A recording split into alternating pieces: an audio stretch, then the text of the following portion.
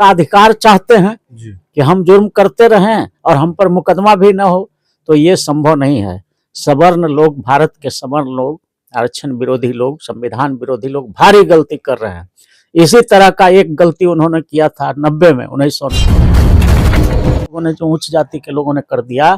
तो हमको तो लगता है कि वही इतिहास आएगा और नरेंद्र मोदी का सफाया हो जाएगा इस बार। जी। अगर यूजीसी को ये लोग लागू नहीं किया तो नरेंद्र मोदी का सफाया हो जाएगा, क्योंकि उच्च जाति को के लोगों दे देता है। तो इसके मतलब कि मर्डर वाला जो आईपीसी है उसको खत्म कर दिया जाए, 395 डकैती है उसको खत्म कर दिया जाए।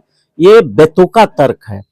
मिसयूज होगा अगर, तो उसके लिए कानून में प्रोविजन है आईपीसी का।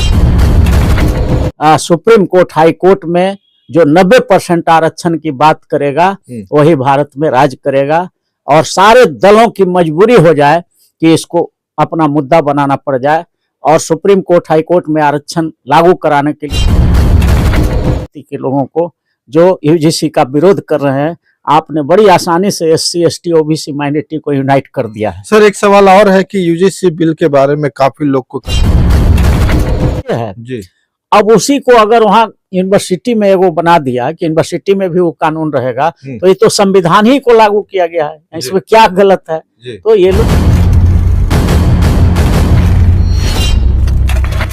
नमस्कार, मैं रविंद्र कुमार और देखना शुरू कर चुके हैं बेनिफिट टीवी न्यूज। आज हमारे साथ हैं अधिवक्ता अरुण कुशवाहा। सब जानते हैं कि पूरे देश में यूजीसी को लेकर तमाम जो बहुजन समाज के लोग हैं, तमाम जो लोग इससे, जिनको इससे, इस कानून से सुरक्षा मिलेगी, उसको लागू कराने के लिए तमाम लोग आवाज उठा रहे हैं। आज हमारे साथ अरुण कुशवाहा सर, जो पटना हाई कोर्ट के अधिवक्ता हैं, अपना विचार रखेंगे यूजीसी के बारे में। पहले तो मैं दर्शकों को बता देना चाहता हूं, कई ऐसे दर्शक हैं जो यूजीसी बिल 2026 के बारे में नहीं जानते हैं, वो भी जान लें, क्योंकि सर संविधान विशेषज्ञ भी हैं। तो बहुत बहुत स्वागत है सर। Thank you. नमो बुद्धाय, जय भीम, जय भारत। सर, यूजीसी बिल 2026 क्या है? देखिए, एक छोटा सा एक रेगुलेशन बनाया गया है, कानून बनाया गया है, जिसमें ये कहा गया है कि अगर एससी, एसटी और ओबीसी, मतलब अनुसूचित जाति, अनुसूचित जनजाति और अन्य पिछड़ा वर्ग, जी, जिसमें अत्यंत पिछड़ा वर्ग भी आता है, जी, तो ये इन लोगों का, ये जो 3 समाज है, एससी, एसटी, ओबीसी, इस समाज का बच्चा अगर कहीं कॉलेज में या यूनिवर्सिटी में पढ़ाई करता था, बड़े बड़े यूनिवर्सिटी में, बड़े बड़े कॉलेजों में, तो उच्च जाति वर्ग के जो लोग रहते थे, जो आरक्षण विरोधी ताकतों के समाज के जो लोग रहते थे, जो संविधान विरोधी समाज के लोग रहते थे, या मनुस्मृति को मानने वाले जो लोग रहते थे, वो इन बच्चों को, एससी, एसटी, ओबीसी के बच्चों को मेंटली, फिजिकली और इकोनॉमिकली टॉर्चर करते थे, रैगिंग करते थे, उसको नीच दिखाने का कोशिश करते थे। यहाँ तक कि इतना टॉर्चर होता था जातीय आधार पर कि आपने देखा होगा कि रोहित बेमोला जैसे लोग आत्महत्या करने के लिए मजबूर हो गया, और भी एक लड़की भी पायल, उसने भी आत्महत्या किया। तो इस तरह की घटनाएं पूरे यूनिवर्सिटी में, पूरे देश में बड़ी जोरों पर बढ़ रही थी। तो केंद्र सरकार ने एक छोटा सा कानून लाया जिसका नाम रखा कि यूनिवर्सिटी ग्रांट कमीशन रेगुलेशन 2026। उसमें सिर्फ यही कहा गया कि अगर एससी, एसटी, ओबीसी के बच्चों को टॉर्चर किया जाएगा, तो अगर मुकदमा केस करता है बच्चा, तो तुरंत त्वरित कार्रवाई होगी और एकदम बिल्कुल उन लोगों पर लगाम लगाया जाएगा कि किसी तरह का मानसिक प्रताड़ना, आर्थिक प्रताड़ना, जातीय आधार पर, गोरा काला के रंग भेद पर ये भेदभाव न किया जाए, उस पर केस हो जाएगा, जो करेगा अत्याचार उसको सजा होगी। तो ये कानून बनाया गया। तो ये कानून में क्या गलती है भाई? अगर आप जुर्म नहीं करोगे तो तुमको डर किस बात का है? इसका मतलब है, जो सवर्ण लोगों ने जो विरोध किया, तो इसका मतलब है कि आप जुर्म करने का अधिकार चाहते हैं कि हम जुर्म करते रहें और हम पर मुकदमा भी न हो, तो ये संभव नहीं है। सवर्ण लोग, भारत के सवर्ण लोग, आरक्षण विरोधी लोग, संविधान विरोधी लोग भारी गलती कर रहे हैं। इसी तरह का एक गलती उन्होंने किया था 1990 में, जब मंडल कमीशन लागू हुआ था, तो पूरे देश के उच्च जाति के जो लोग हैं सड़क पर उतर गए और लगा कि मंडल कमीशन लागू हो गया तो एकदम उनका अधिकार छिन गया, आत्मदाह करने लगा और तरह तरह का हंगामा पूरा देश में। जी। रिजल्ट उसका ये हुआ कि पूरा देश का जो 90% शेड्यूल कास्ट था, शेड्यूल ट्राइब था, अति पिछड़ा था, ओबीसी था, माइनॉरिटी था, सब यूनाइट हो गया और ये लोग ध्वस्त हो गए। इंदिरा गांधी का पूरा साम्राज्य समाप्त हो गया। जी।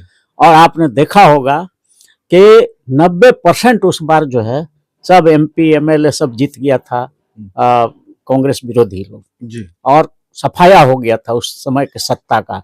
तो ये जो यूजीसी का विरोध इन लोगों ने, जो उच्च जाति के लोगों ने कर दिया, तो हमको तो लगता है कि वही इतिहास आएगा और नरेंद्र मोदी का सफाया हो जाएगा इस बार। जी। अगर यूजीसी को ये लोग लागू नहीं किया तो नरेंद्र मोदी का सफाया हो जाएगा, क्योंकि उच्च जाति के लोगों ने, आरक्षण विरोधी लोगों ने बहुत बड़ा काम कर दिया। शेड्यूल कास्ट, शेड्यूल ट्राइब, अति पिछड़ा, ओबीसी को यूनाइट कर दिया पूरे। सर, एक सवाल है, जिस तरह से लोग विरोध कर रहे हैं उनकी भी अपनी अपनी दलीलें हैं, कई तरह के दलील है। उनका कहना है कि इस कानून का मिसयूज हो सकता है। तो क्या आप लगता है, आप कानून के जानकार है, कोई ऐसा कानून बताइए जिसका मिसयूज नहीं हो सकता, बढ़िया से यूज नहीं हो सकता, बताइए इसका। देखिए, ये कोई तर्क है? भारत में जितना भी कानून बना है उसका आज भी यूज हो रहा है और मिसयूज हो रहा है जी। जैसे देखिए डॉरी वाला हो रहा है, कानून बना, डॉरी प्रोहिबिशन एक्ट बना जी। तो झूठा केस भी फाइल हो रहा है। सास ससुर को सताने के लिए केस किया जा रहा है, बहुत सा झूठा केस। तो डॉरी एक्ट का भी तो खत्म कर देना चाहिए जी। और आईपीसी जो बना है, इंडियन पेनल कोड या बीएनएस अभी कहते हैं जी। तो उसमें मर्डर का केस का सब व्यवस्था है, तो उसका भी मिसयूज होता है। मारता है कोई या नाम किसी का दे देता है, तो इसके मतलब कि मर्डर वाला जो आईपीसी है उसको खत्म कर दिया जाए, 395 डकैती है उसको खत्म कर दिया जाए। ये बेतुका तर्क है। मिसयूज होगा अगर तो उसके लिए कानून में प्रोविजन है, आईपीसी का सेक्शन 211 है। अगर कोई झूठा मुकदमा करता है किसी आदमी पर तो और साबित हो जाता है कि मुकदमा झूठा था, तो एकदम व्यवस्था किया हुआ है आईपीसी के 211 सेक्शन में कि उस पर उल्टा केस चलेगा और उसको सजा होगी। तो झूठा केस के लिए तो ऑलरेडी आईपीसी है ही है, तो अगर मिसयूज होगा, झूठा करेगा तो उसको सजा मिलेगा। तो फिर ये विरोध का कोई सवाल नहीं हो रहा है। हमको लगता है कि सवर्ण समाज के लोगों को किसी ने गुमराह किया है भारत में और वो चाहते हैं कि जिस तरह से सत्ता से सफाया हो गया उच्च जातियों का, आज भारत का प्रधानमंत्री, भारत का राष्ट्रपति, भारत का गृह मंत्री, राज्यों का मुख्यमंत्री, सारा गवर्नर, एमपी, एमएलए सब उच्च जाति के होते थे मंडल कमीशन के पहले। आज के दिन में ये सब साफ हो गया। तो कोई साजिश ऐसा किया है कि सवर्णों को गुमराह कर दिया कि तुम यूजीसी का विरोध करो, तो अब इसमें सुप्रीम कोर्ट ने स्टे कर दिया। तो कहीं ऐसा न हो कि अब सुप्रीम कोर्ट और हाई कोर्ट और जिला न्यायालय में 90% जज की बहाली में आरक्षण का आवाज न उठ जाए भारत में। जैसे मंडल कमीशन के लिए उस समय हुआ, तो सत्ता से पूरा बेदखल हो गया उच्च जाति के लोग, आरक्षण विरोधी लोग।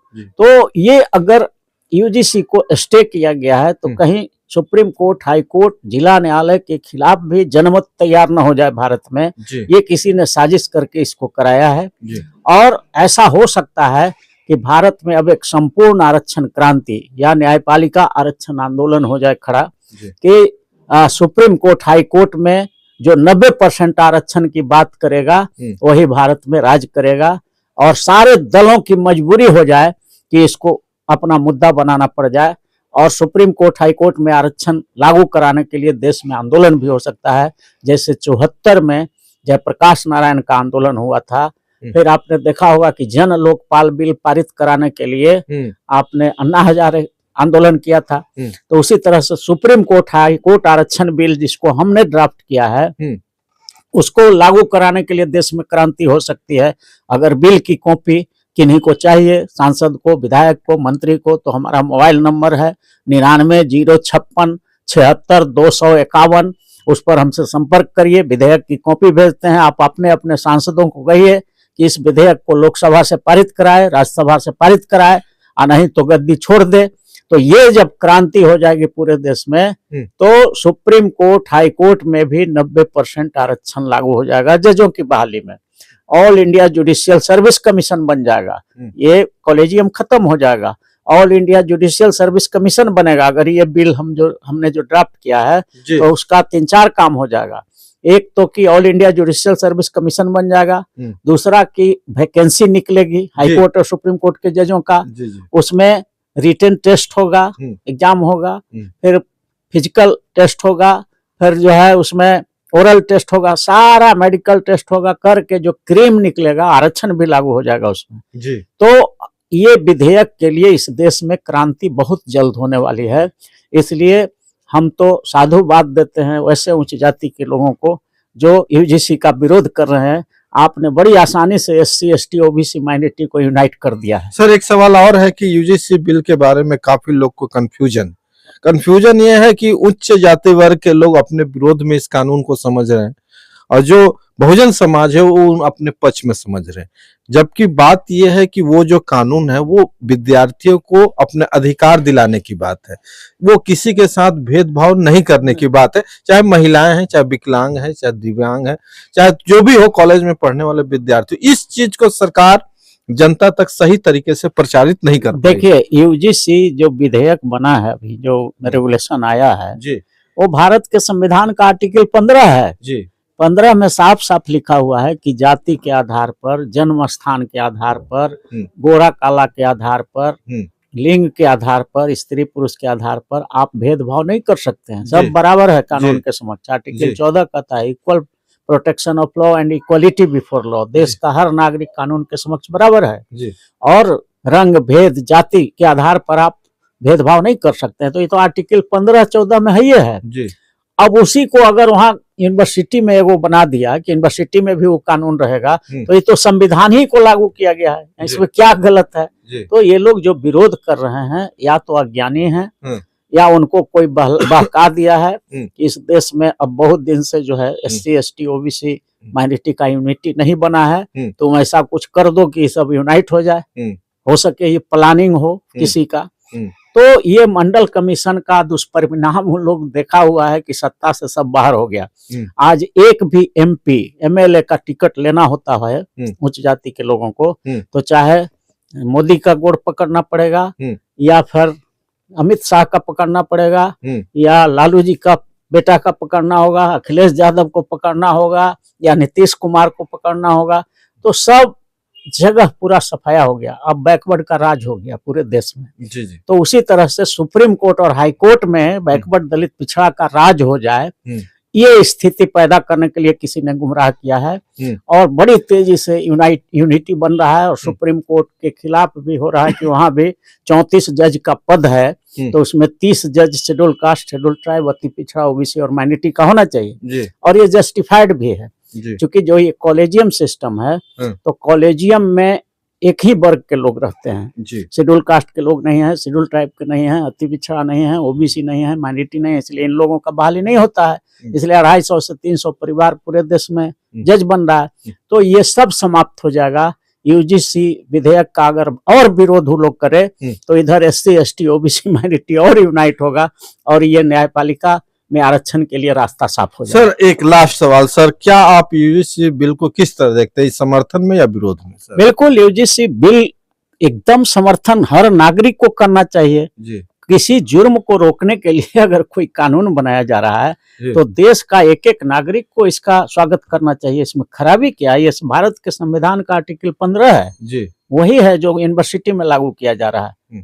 तो वैसे भी है, विधेयक बनाने से थोड़ा ये हुआ कि भाई वहां पर मत करो भेदभाव, तो इसमें कोई खराबी नहीं है। बिल्कुल समर्थन में देश के 140 करोड़ जनता को होना चाहिए और जो लोग विरोध कर रहे हैं वो कहीं ना कहीं से गुमराह हैं और वो एससी, एसटी, ओबीसी माइनॉरिटी को यूनाइट कर रहे हैं एक तरह से जी। वो न्यायपालिका जो हमारा देश का है उसमें भी आरक्षण की मांग उठ जाएगा और 5 से 10 वर्ष में देखिएगा यही हाई कोर्ट रहेगा, यही सुप्रीम कोर्ट रहेगा, यही कानून की किताबें रहेंगी, लेकिन जज के कुर्सियों पर बैकवर्ड दलित पिछड़ा, अति पिछड़ा और अकलियत बैठा रहेगा और जेल के सलाखों के बीच पीछे जो होंगे जो अभी विरोध कर रहे हैं, संविधान का विरोधी हैं, आरक्षण के विरोधी हैं, संविधान का विरोधी माने देशद्रोही हैं, तो वो सब जेल के सलाखों के अंदर बंद नजर आएंगे। 5 से 10 वर्ष में ये भारी परिवर्तन होने वाला है। तो हम तो कहना चाहते हैं, तो आप अपने लिए नहीं तो अपने आने वाले बाल बच्चों का भविष्य देखिए।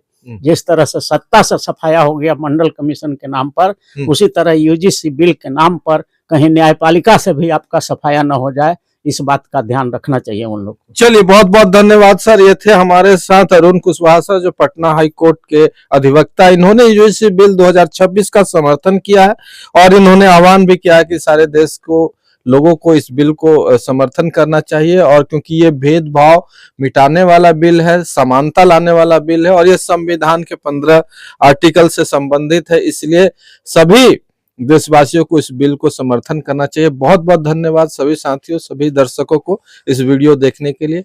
जल्द ही मिलते हैं अगले वीडियो में। बहुत बहुत धन्यवाद।